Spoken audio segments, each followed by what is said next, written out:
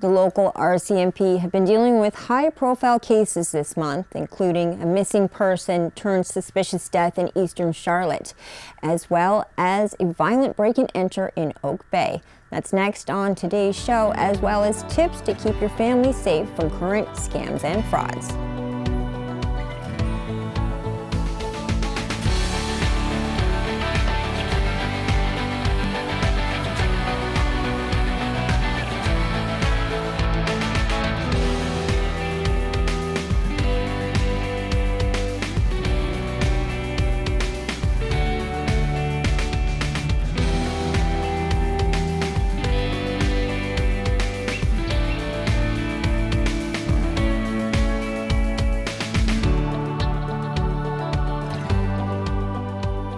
I'm Vicki Hogarth and welcome to Southwest Magazine. Joining me today are RCMP Staff Sergeant Jeffrey Peters and Corporal Peter Lambert.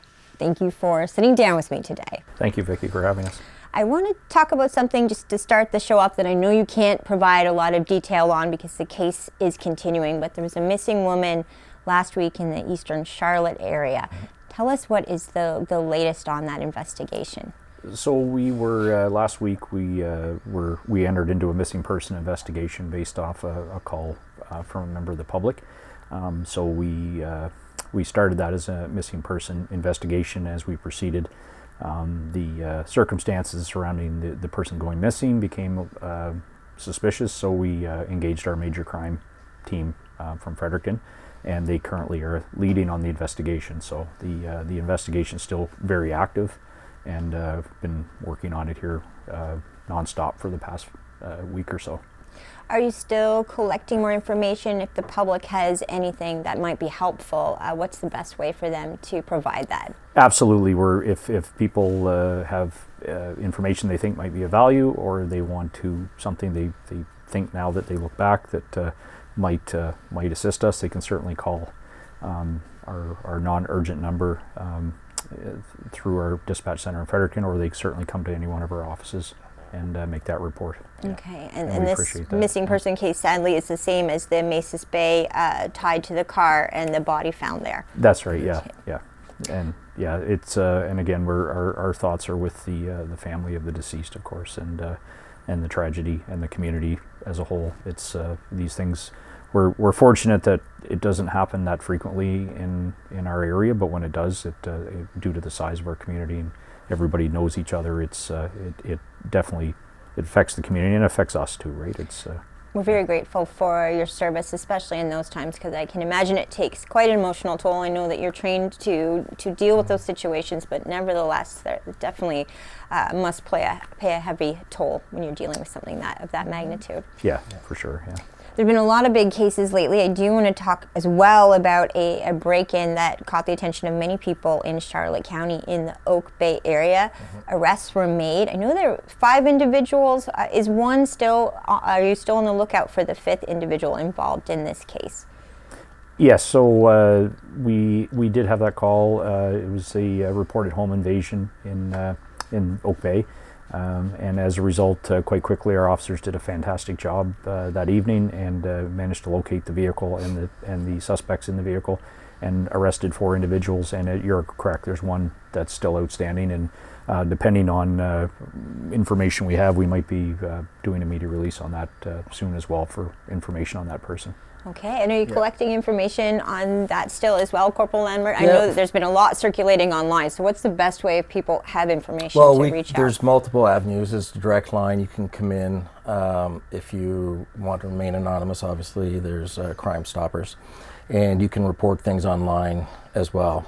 So we are actively seeking that person. Like Staff Sergeant said, we will be releasing a name probably at some point.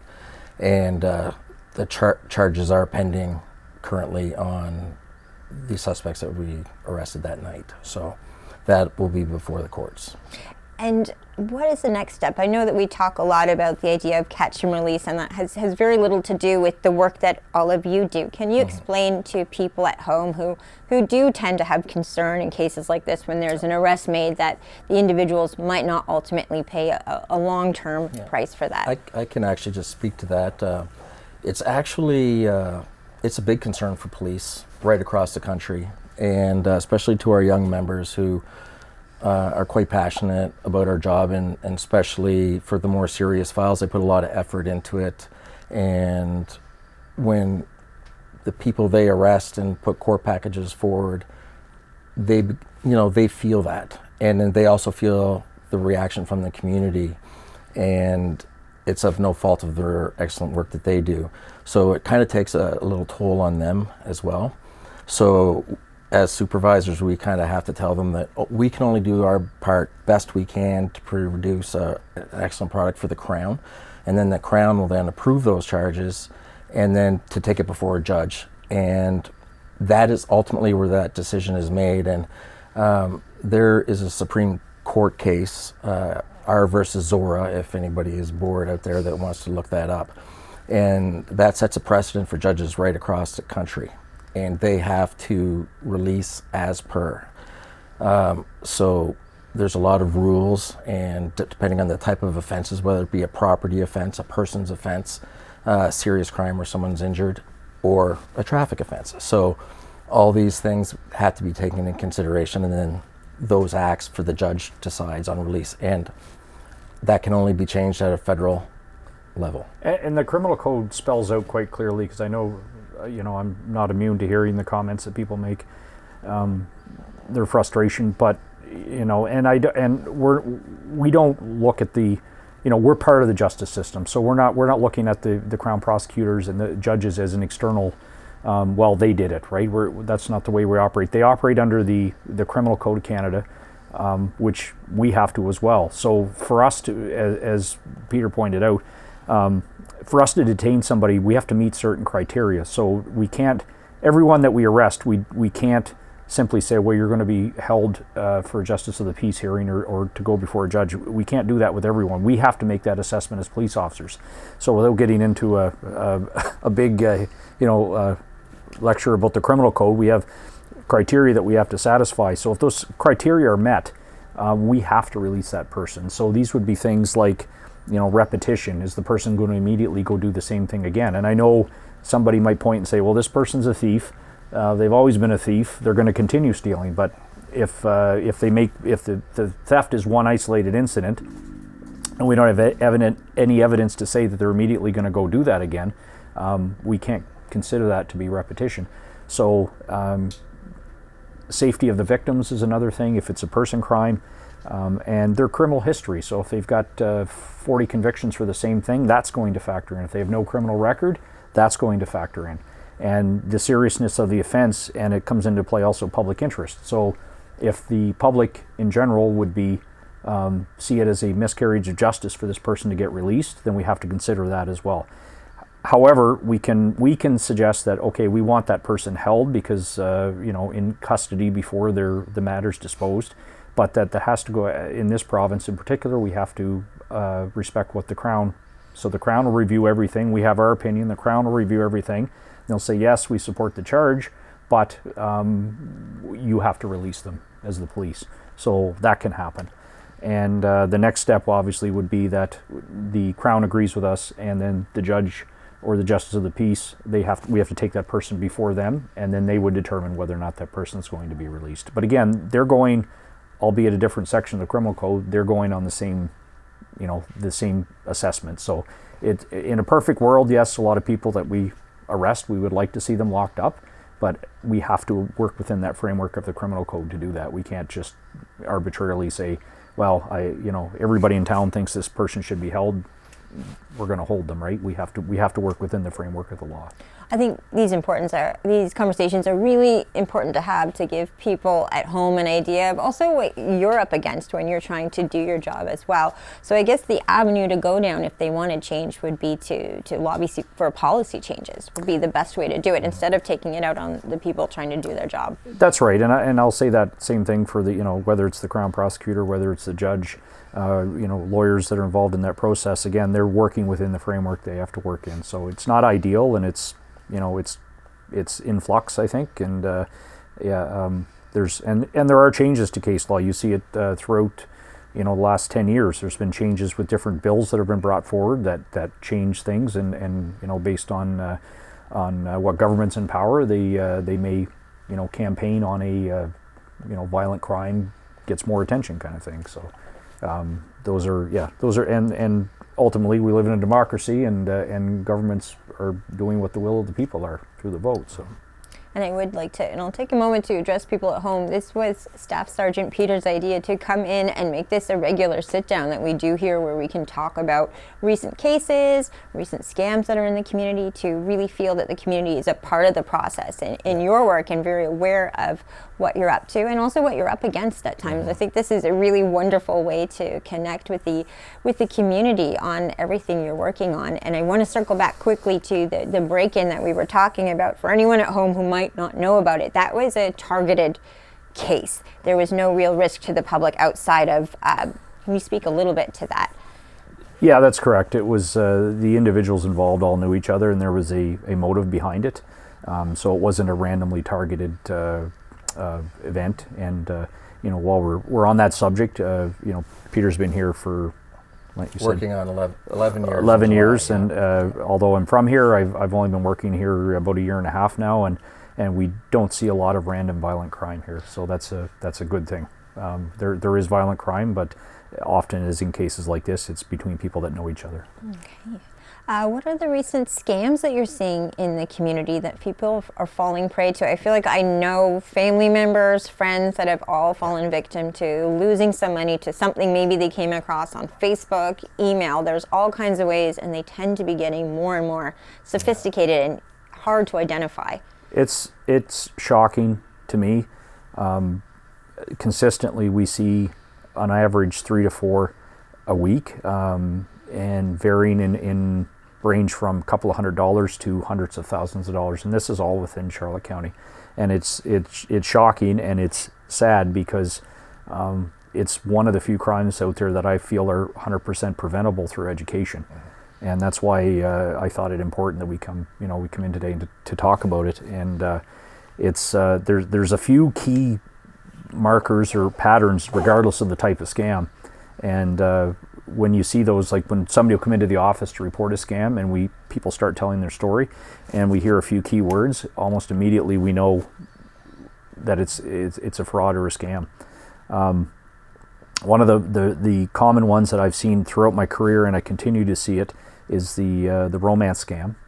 And we've had cases here in Charlotte County where people have lost almost $100,000 of their money to fraudsters. So it's, for those people that don't know what it is, it's basically it's somebody that is online mechanism, Facebook, maybe a dating site, and they're approached, or they initiate contact with somebody on maybe a dating site, and that person is not who they purport to be. They're a scammer. So it usually starts off that, and keep in mind, I want to say this right off the bat, that anybody that's fallen victim to these, people are often ashamed. They don't even want to report it. When they do report it, they are ashamed. Don't feel that way. These people are professionals, and that's all they do, and they're very, very good at it. Yeah. So the person on the romance scam basically will set up a fake profile. They'll claim to be a person, and they know all the right moves and everything to say. So they'll basically say everything this person wants to hear. They're preying on their vulnerabilities, whether they're lonely, and demographic wise, I'd say most of the time it's people over the age of 50, and maybe they're single again for whatever reason, and they're seeking some companionship.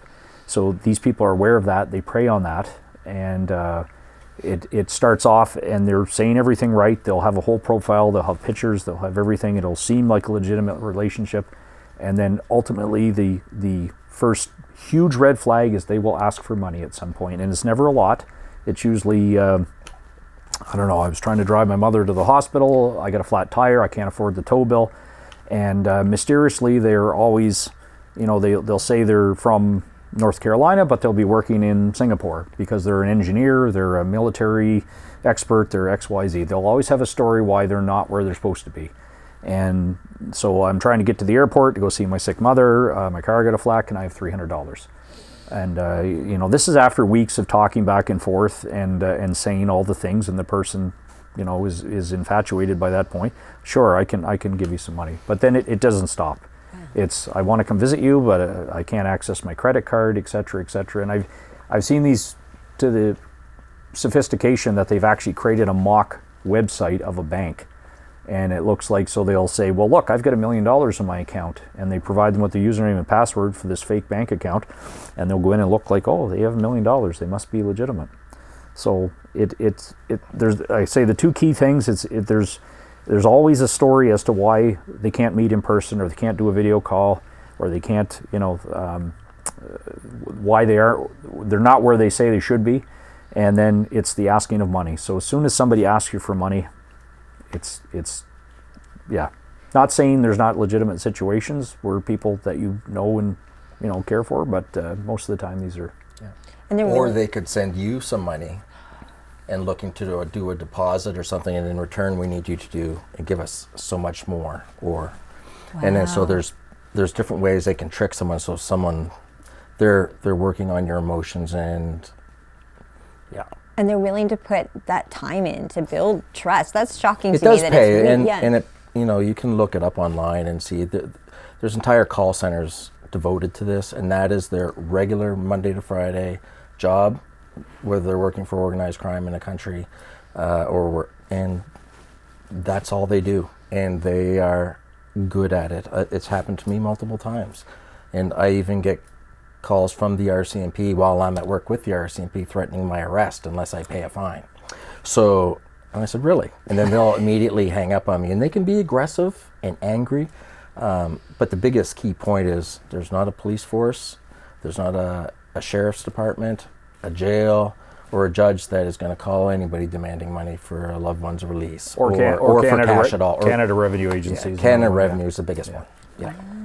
And it's, I mean, there's so many of them out there, and we don't have hours on end to talk about it, but I would just like to really, some of the common themes that we see, anything unsolicited, whether it's a text message, a phone call, an email, disregard it. Like, I can't stress that enough. If somebody calls you out of the blue, there's something wrong with your computer, I need access to your computer, like, you didn't ask for that.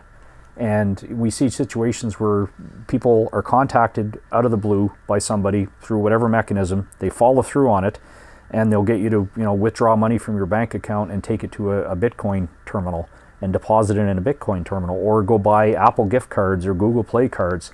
So there's no legitimate bank, business, government agency 100% that is going to ask you for to deposit money to Bitcoin or to purchase gift cards. That's just not the way it is. So any of these things that, but as Peter pointed out, these people are very aggressive, they're very knowledgeable, and they will pressure you to not, because the thing they don't want you to do is hang up the phone and call us, or call a friend, or call somebody that you know and trust. They want to keep you on the hook, so to speak. So they'll lead you and string you along. And there was a lady right here in St. Andrews not long ago. I flagged me down on the front street here. I was talking, that's exactly what happened to her. She had some issue with her computer.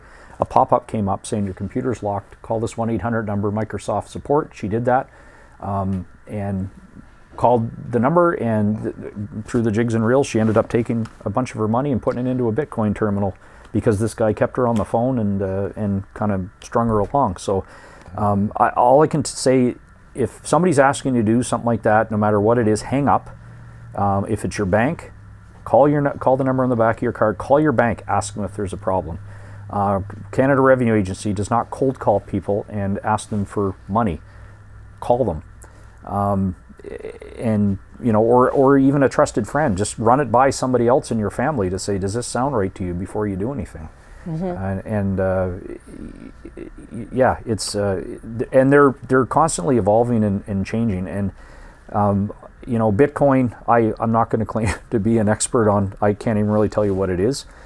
We have units in Fredericton that do work on Bitcoin frauds, but all I would suggest, if you're thinking of investing in Bitcoin, talk to somebody that talk to an accountant, talk to somebody that you know and trust that knows something about it, because most of the time they're coming to, these scammers are coming to people with promises of, oh, you're going to make $1 million in a month if you give me $10,000 because of the Bitcoin. And people hear Bitcoin, and there's you know, from what I understand, people that know what they're doing, there is money to be made there. But for the average person, if you don't know what it is, don't trust somebody that you have never met to take you through that process.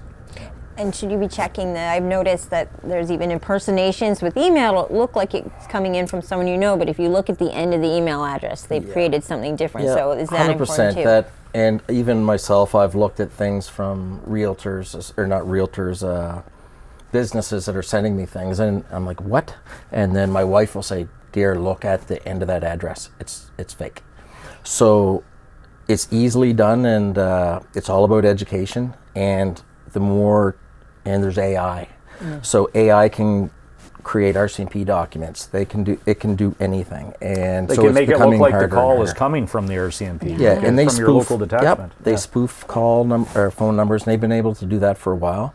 So the biggest thing is education, and for families, especially to people in the community who are most vulnerable, have those family members watching. And the hard thing is sometimes they become super engaged with the fraudster and will not listen to reason and continue to pay. So at times a family has called us and asked us to speak to the family member and try to get them reason. And if that doesn't work, we can even deal sometimes with adult protection and other things to help them understand that you're being defrauded. So the best thing is education. Educate your family, your parents. There's people who normally aren't on the internet or social media or things like that, so they're not up to date on all the current scams, and they're who they prey on. So it's up to the police. We do our education bits like the visit today, and then as well as there's some accountability on your family to teach those you love. And you're so right about artificial. I know ChatGPT now, you can pay a little extra and it can manipulate images for you. So could it take someone you know and even do an image with that? I wonder what you would say to, what's your advice for, let's say, stores that sell these gift cards, especially in a small community where we know each other? There's the ethical dilemma I'm hearing, which is if someone's coming in again and again to buy these, should they red flag it? I know that we care about our neighbors, have tried to stop a few people in the community from doing this repeatedly, and it is so commonplace that I know many people it's happened to. Yeah, so should they say something or just bring it to the attention of the individual? That is the best point of being in a community like St. Stephen, St. Andrews, St. George. Everybody knows each other and has family, and no one will mind. People don't do it because they feel you're getting into someone else's business, and but you have to have some sense of community where if you know this person, you have a really good feeling, say it to them, and if they're not receptive to that and you know that person's name, maybe reach out to someone or reach out to us, and we can make some phone calls on your behalf if you feel that way and you don't want to get involved. But that the solves and most of the crimes that we solve are based on community information in the community. So the community, 100%. And I do think I've seen in the last few years at least that most banks are trying to be proactive, because sometimes they're the ones that are on the hook for this for these frauds, because they do reimburse their customers to some degree, but they recognize some of the signs, and I know they will try at their level to do things to stop it. And the other thing I want to mention is if you are the victim of it, like if you realize you've sent something and oh God, what do I do now? Have that number. Yeah, it's the Canada Anti-Fraud Center. They're available. You can Google it. So they're kind of a national government agency that is sort of a clearinghouse for all of the frauds across Canada, regardless of where you live. And they will take all the information and kind of compile it, and they work with international police agencies to try to tackle some of these at the root source. But I don't want people to go away thinking that, oh, if I report it, then I'm going to get my money back and somebody's going to get arrested. So we try to be as blunt as we can, but by the time you've sent that money, it's already 3 countries gone. It's gone to Singapore, it's gone to India, it's gone wherever, and it's halfway around the world. So there's we've tried to track some of these down, especially the larger ones. So at one point there was a person that had wire transferred some money to somebody, and it turns out it was Vancouver. Well, we did the checking and it turned out to be a fake address, And then once we tracked it down past Vancouver, it was gone over. And once it's gone to another country, you may or may not be dealing with the jurisdiction that has any sort of law enforcement in regards to this stuff. But the other thing is to notify your financial institutions immediately. And the biggest one is your credit reporting agency. So Equifax and TransUnion are the two in Canada. And to notify them, and they can, for a fee, I believe, but they can put a flag on your file so that people can't take your identity and start opening, fake accounts. And, Oh, smart. Yeah. But I know they do charge a fee for that. But maybe it might be very well worth it. Are you seeing a rise in these types of calls? Is it at the highest it's been? I'd say it's not getting any better. It's just as it gets out to the public that we are on to them on fraud, number one. They probably have teams of people that come up with new scenarios, and they do their homework. They're on Facebook, they're on different places. If your Facebook is open, your social media is open, they can find out who your grandchildren are, they can find out who your parents are. And it's very easy to do in a few clicks, and then they use that information against you. And even some of the smaller ones, personally, I can speak to this. We were trying to sell a dining room table here not long ago on Facebook Marketplace, and my wife posts a picture of the table, and almost immediately somebody contacts her. And this is another common one, is they'll contact you, "I'd like to buy your table. I live in Calgary." Why does somebody in Calgary want to buy a table from somebody in Charlotte County? It doesn't make any sense. It's not a particularly nice table. It's just a dining room table. So they're immediately, they're buy it sight unseen, send you the money without. So if you're desperate to sell something, oh great, somebody wants it, and they're going to send me an e-transfer. What they'll do is they'll send the e-transfer, but it's not a standard e-transfer. It's a link. You click on the link, you punch your banking information in, but what you've done is given them your banking information. It happened years ago when I first started my career in Nova Scotia. It was called the overpayment scam. Is you would add, again, selling a piece of furniture for $500. Somebody said, "Well, I'll send you a money orders for $800. You can keep the rest and just cash those money orders and give me the extra." And you're basically doing is taking fraudulent money orders to the bank and cashing them, and then you're on the hook because you gave the bank fraudulent money orders. Wow. Nobody uses money orders anymore, but again with the e-transfer. So I would say if you're selling something, kind of in the back of your head, does the person want to buy it sight unseen, which is always an issue, and then they're not from the area, so they're willing to, well, you're in Edmonton, why do you want to buy my table here in New Brunswick? Well, blah, blah, blah, you have a reason. Well, and I'll have a friend come pick it up. Well, where's your friend live? You start asking them questions, and then they go on to the next person because they know you're on to them. Wow. I can't say thank you enough for your time today. I can't believe we didn't get into body cameras. Let's talk about this on your next visit. Sure. It means the world to us and the community. We've heard such great feedback from your visits. And I look forward to sitting down with you again soon. Thank you. Thank you. My guests today have been Staff Sergeant Jeffrey Peters and Corporal Peter Lambert. I'm Vicki Hogarth. Thank you for joining us on Southwest Magazine.